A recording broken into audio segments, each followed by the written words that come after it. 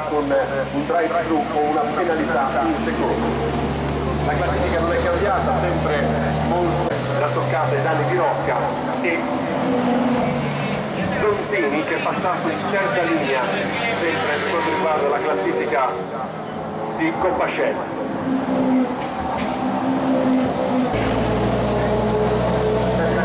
Scusi, può dare un po' di gas?